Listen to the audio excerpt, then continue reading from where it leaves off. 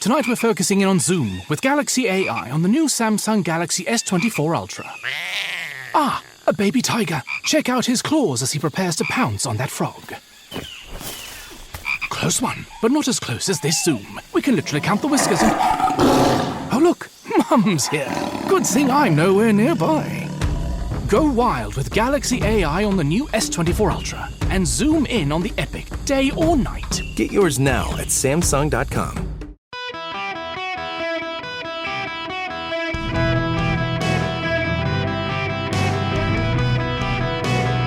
Welcome to the Eric Erickson Show Podcast, Hour 2. It's an open line Friday. Welcome. It's Eric Erickson here. The phone number, 877-973-7425 if you want to call in.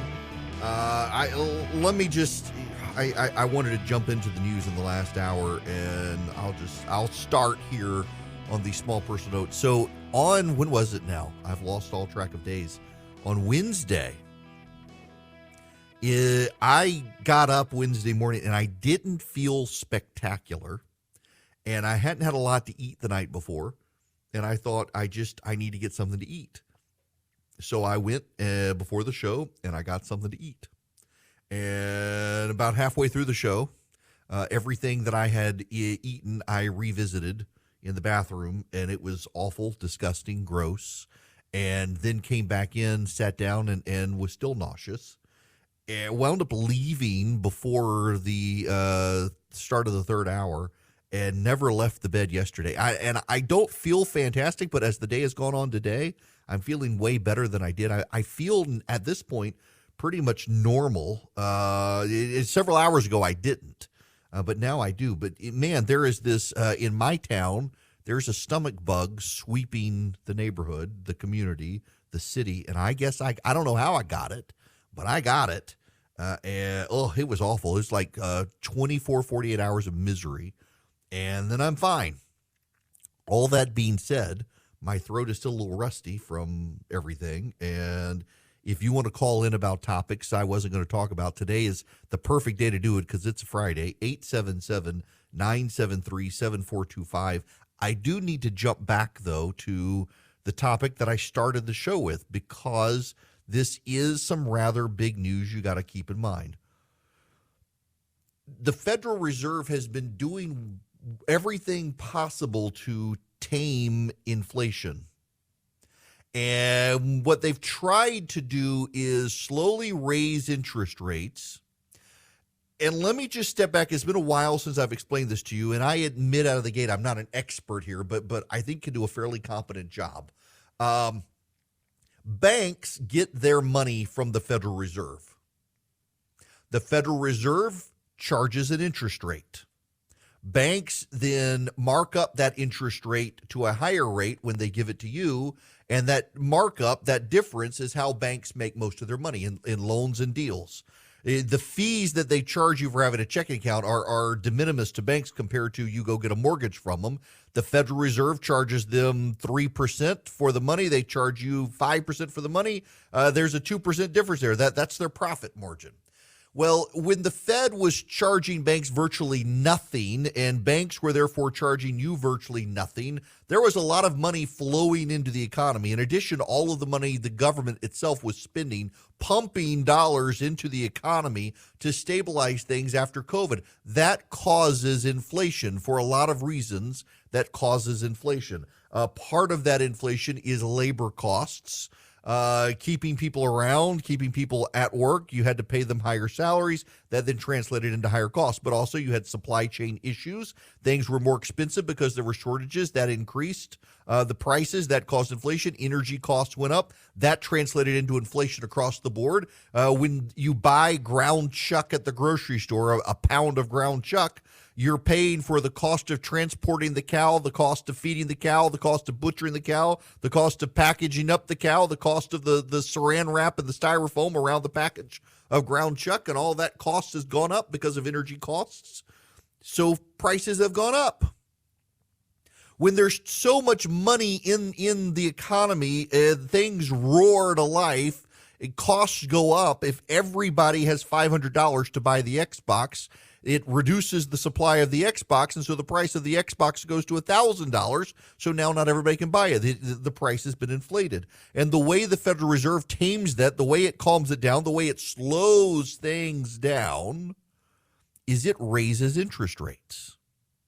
So when the Federal Reserve goes from charging banks 0.1% to take money from the Fed to now 5%, well, now you're going to be less likely to get money from the bank at a higher rate. It's going to cost you more money if you do. That then pulls money out of other areas of the economy. It slows everything down. Here's the problem.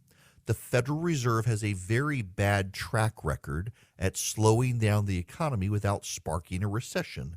It's trying to use the common expression, land a plane without crashing the plane. The Fed has never landed the plane without crashing the plane. And the hope is that as it lands the plane, well, it's not really going to crash the plane. It's just the tail is going to slam and spark on the runway. Or, yeah, it may have to slide down the runway, it may run off the runway a little bit, but the plane will be salvageable. It's not just going to completely destroy the plane. The Federal Reserve is unlikely to be able to bring down interest rates bring down inflation without raising interest rates even higher, causing a recession, according to a new research paper released. Former Fed Governor Frederick Mishkin is among the authors, this is from CNBC, of the white paper that examines the history of central bank efforts to create disinflation, not deflation. Deflationary events are very bad. We don't want deflation. We just want disinflation. That is, we want inflation to slow down. Despite the sentiments of many current Fed officials that they can manage a soft landing while tackling high prices, the paper says it's unlikely. We find no instance in which a central bank-induced disflation occurred without a recession, said the paper. The paper was presented Friday morning during a monetary policy forum presented by the University of Chicago Booth School of Business. The Fed has implemented a series of interest rate hikes in an effort to tame inflation that's been at its highest level in 41 years. Markets widely expect a few more hikes before the Fed can pause to assess the impact the tighter policy is having on the economy. However, the paper suggests there's probably a ways to go. Simulations of our baseline model suggest the Fed will need to tighten policy significantly further to achieve its inflation objective by the end of 2025. Even assuming stable inflation expectations, our analysis casts doubt on the ability of the Fed to engineer a soft landing in which inflation returns to the 2% target by the end of 2025 without a mild recession.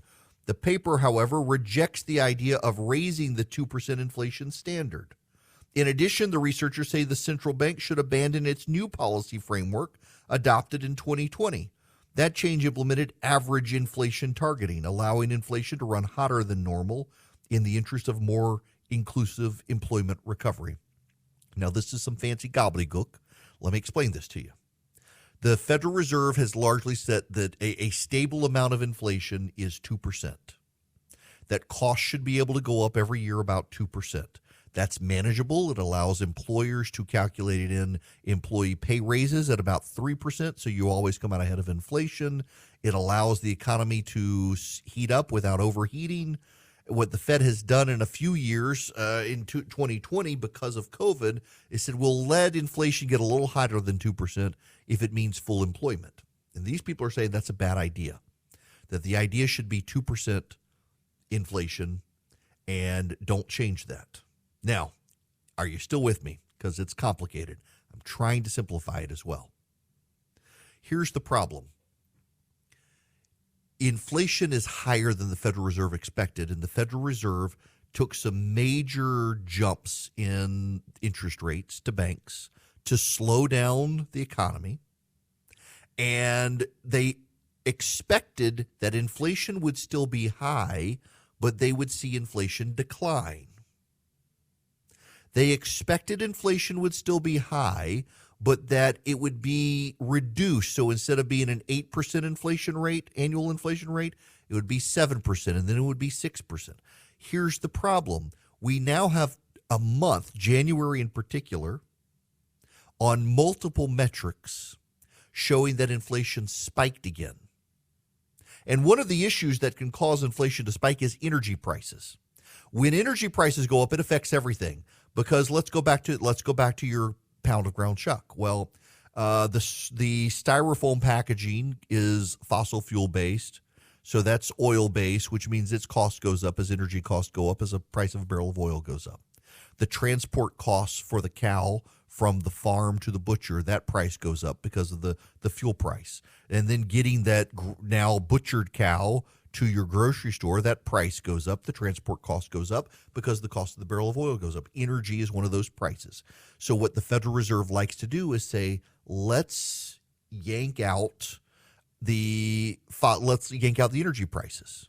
Let's see what all the other prices in the economy are, excluding energy prices, because they're so volatile. And what the Fed likes to see is that inflation is, excluding energy, continuing to go down. It hasn't seen that. What it has seen is instead that energy prices or inflation is still going up higher than it wanted.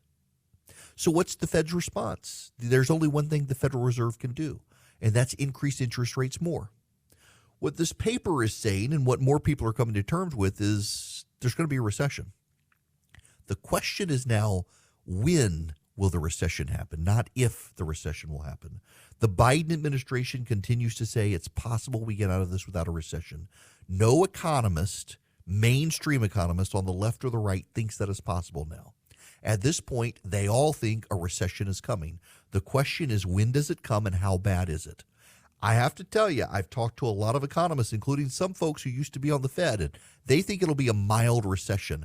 I am still less and less sure of that. The only thing that makes sense to me, though, for these people who keep telling me it's a mild recession, the reason they say it's a mild recession is because economics, like light, is relative.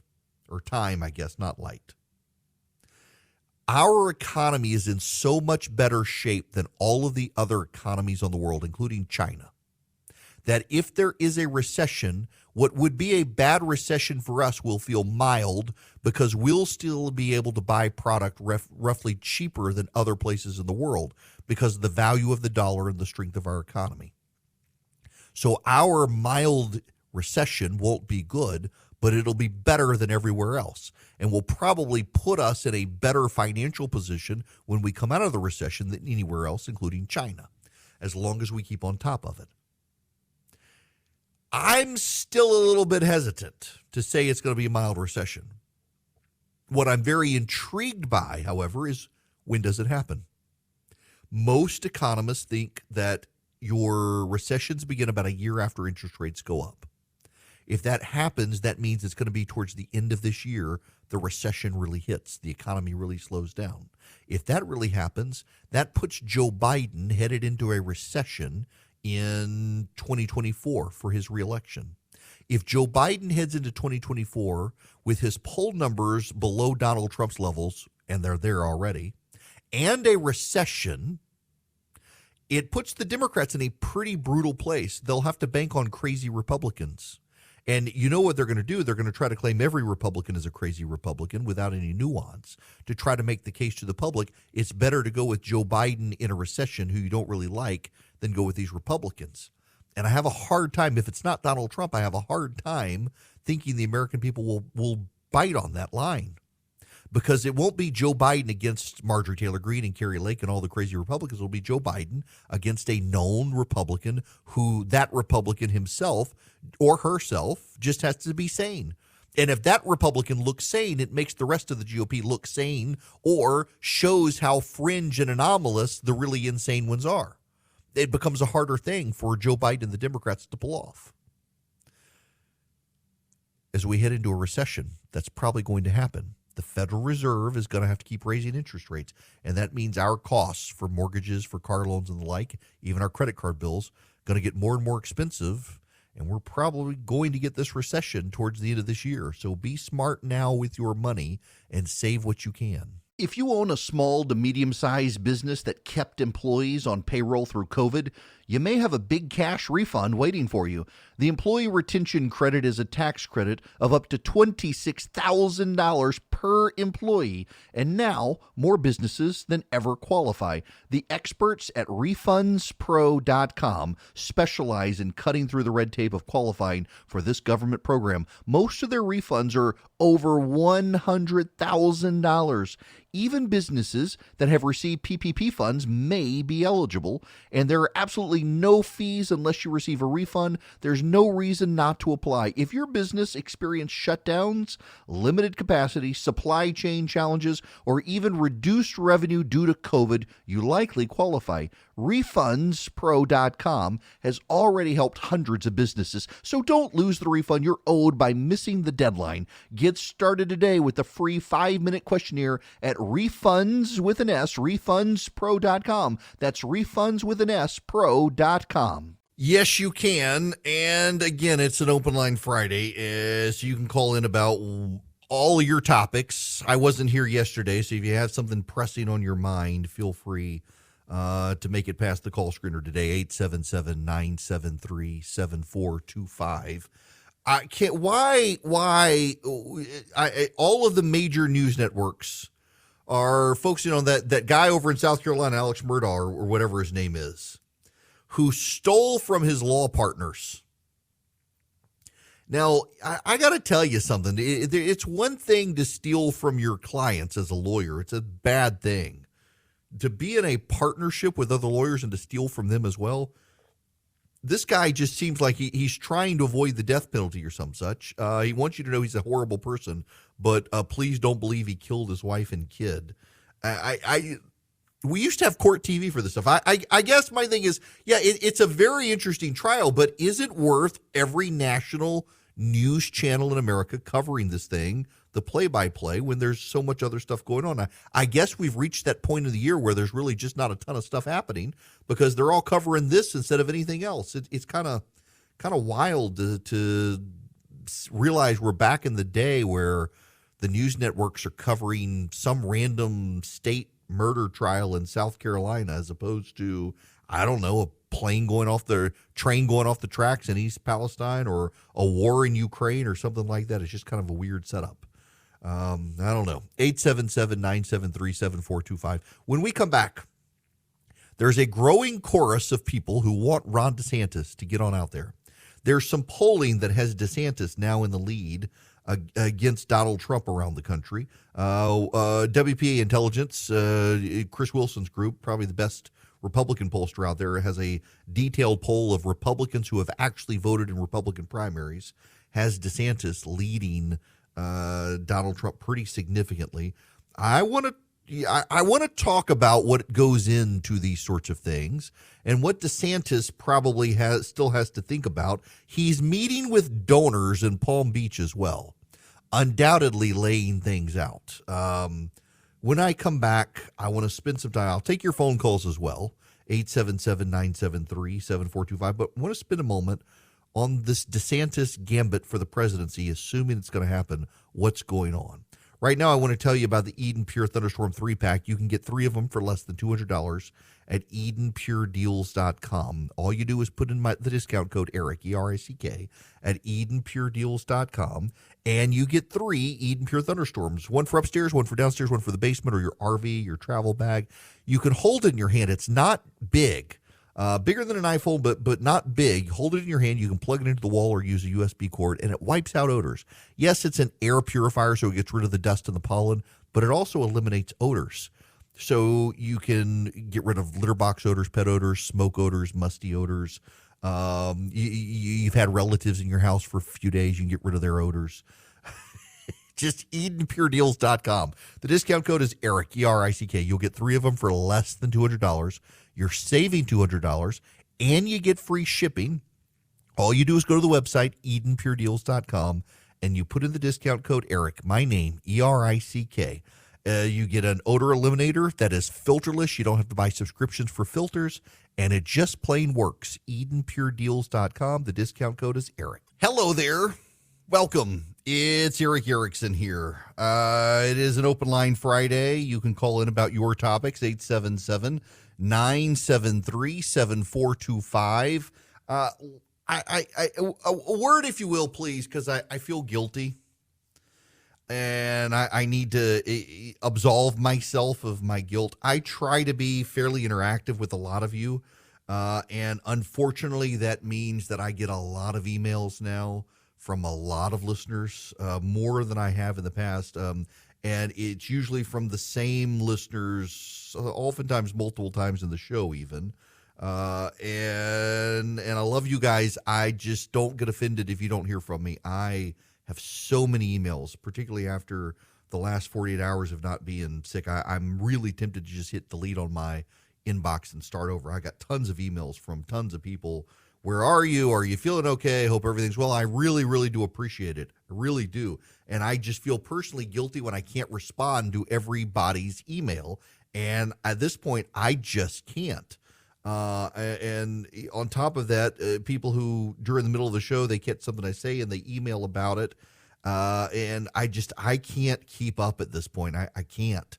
I will do better next week. It's just kind of overwhelming this week. So my apologies. Before I get into what I want to talk about, I want to go to the phones, 877-973-7425. Ed, welcome to the show. How are you? Hi. Hi there. My name is Ed. Can you hear me? I can hear you. Yeah, my name is Ed. I'm been in transportation 45 years. I work for one of probably 5,000 freight forwarders in the U.S. The Palestine spill. If anybody wants the facts on it, go to www.ecfr.gov, specifically Title 49, Part 172. It's very easy to navigate. It explains everything you need to know about what should be done, and it includes the penalties if they don't do it. Okay? None of the now, for those who have just talked about- hang on, Ed. Let me back this up for people. So this website, it's the Code of Federal Regulations, which you'll be horrified to see how many federal regulations there are. There are so many, but what is it? It's 42, Well, the public health one? It's Part 49, which is transportation. There's 49. only 50 parts of it. Okay. Yeah. So Title 49, Part 172, and there's an index that you can go down to. It explains everything to do with all the regulations relating to truck, air, steamship line, rail, and pipeline. Okay. Mm-hmm. In this specific case, the UN number for this spill is 1806. There's actually a lot of fact sheets that you can get on it by just going to Google. Okay? So the bottom line is this is a very hazardous material. In order for you to even control this hazardous material, you have to be trained and you have to be tested by either the government or an agency. So I used to be certified in hazmat. And everybody who offers for transportation these chemicals must be certified. And there is also a hazmat declaration that has to be filled out prior to transport. Now, in the event of an incident, there is a emergency response guide, and it's either by Chemtrec or IMCO, or the listeners won't understand all these agencies. But the bottom line is the way that the government's handling this is ridiculous. It does not. They're not really giving the information, I believe, even to the residents of Palestine, to how to handle and mitigate. But it goes into. Go ahead. The IMCO guide. It's considered when you transport it by ocean, it's considered a marine pollutant too. The IMCO guide and the emergency response guide tell you what needs to be done to deal with this hazardous material. Well, and apparently, from what I understand from the press reports, burning it off is one way to do it, but they came in pretty quickly and burned it off, and then told everyone that it was safe to come back did not leave people reassured in the process of trying to come back. Norfolk Southern, they're responsible. I mean, there's no way around. Norfolk Southern is responsible, and if you take the partisanship out of it, Pete Buttigieg is not responsible for what happened. The Biden administration is not responsible for what happened. Norfolk Southern is responsible for what happened. But the initial response of the federal government to just let Norfolk Southern come in and just, hey, we're going to set fire and burn this up, really left people not exactly reassured, and then it spilled into the waterways, and then the federal response from there just got bungled. And again, this gets back to what I was saying earlier, just the basics. They forgot about the basics. They didn't get the basics right. And when you don't get the basics right on this stuff, you kind of give people pause on wanting to do more when you can't get the basic fundamentals of government right. Listen, I'm a conservative for a lot of reasons, one of which is I think the government that does the least does the best. But our government can't get even just the basics of delivering the mail right these days. It can't get the basics of infrastructure right. It can't get the basics of education right. All of this, and the federal government should play no role in education anyway, and yet it is. And if you don't believe me on that, look at Article 1, Section 8. Education is not listed there. And yet they, through use of money, weave themselves into state-level education infrastructure and continue to screw it up.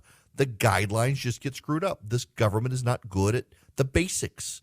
The basic blocking and tackling of just taking care of people, it screws up. It leaves people all sorts of doubts about the competency of government to do anything else, including national defense. Jim, you're going to be up next. Welcome to the show, Jim. Hello. Hi Hello. there. Hello. Hello. Hi, Jim. Hey, you're breaking up on me. Oh, that's your end, not me. Okay. Well, I don't know. I can't tell. It's been all right, but anyway, you're the person that answered said y'all had some problems with it breaking up in the past. Be that as it may, I was calling and you said you didn't have a whole lot to talk about. And I said maybe we ought to pick our eyes up and look at the wider scope on the world these days and what's going on over in China and Russia, and not get so immersed in these things that are just local here, which are important, but we need to be assertive on an international basis. And we need not to have people threatening us all the time. As former President Theodore Roosevelt said, walk softly but carry a big stick. And I think there's a lot of truth in that. Yeah, look, so I personally think, Jim, we need to focus on the Monroe Doctrine more and keep other nations out of the Western Hemisphere more than we're doing. It's frustrating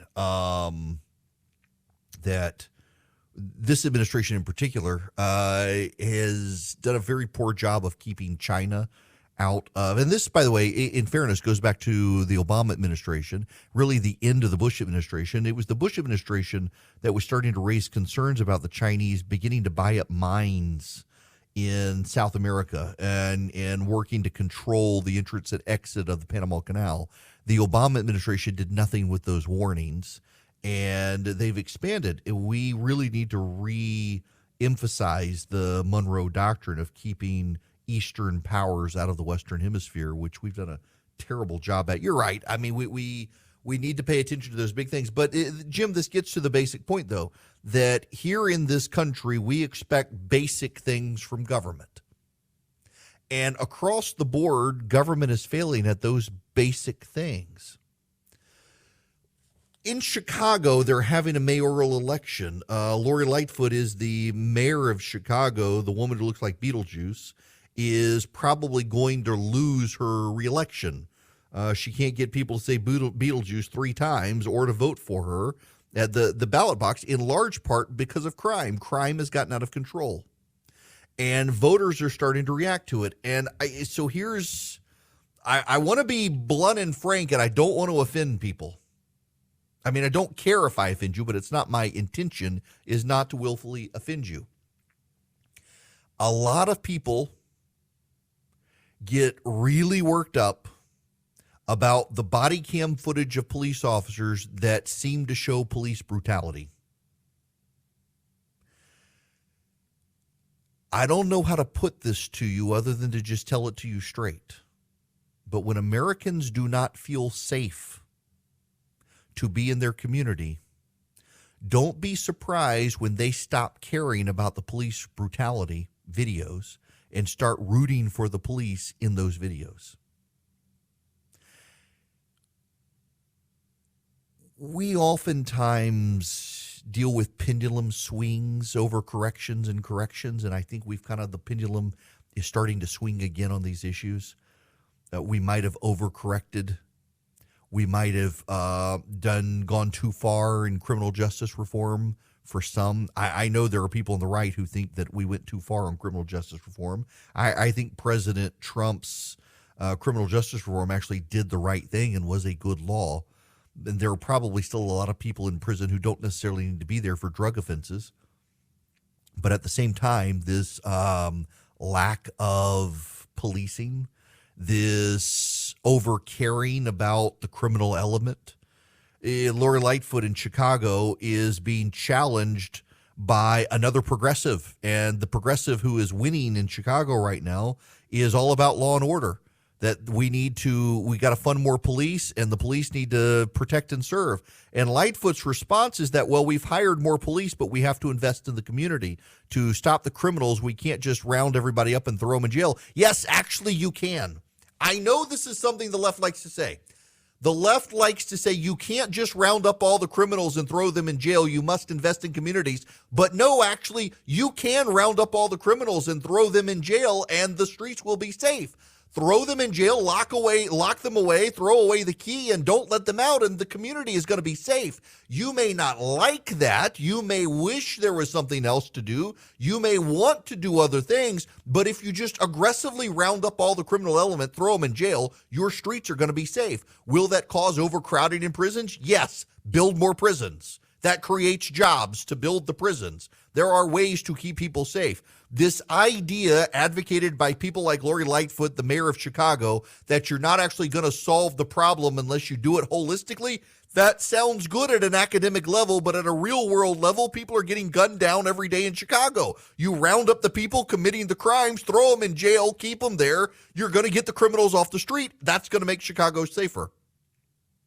We have allowed the left to make the academic arguments on criminal safety for quite a while now, and what we've seen is an increase in crime. This idea that we have to coddle people because we can only throw people in jail based on some racial quota system where we've got this many black people in jail. Now we got to fill up the white people and the Hispanic people before we put any more black people in jail. Or we can't police this community where there's crime because it's an ethnically minority community. We got to go police the areas of the city where there isn't crime. People are starting to realize this is nonsense.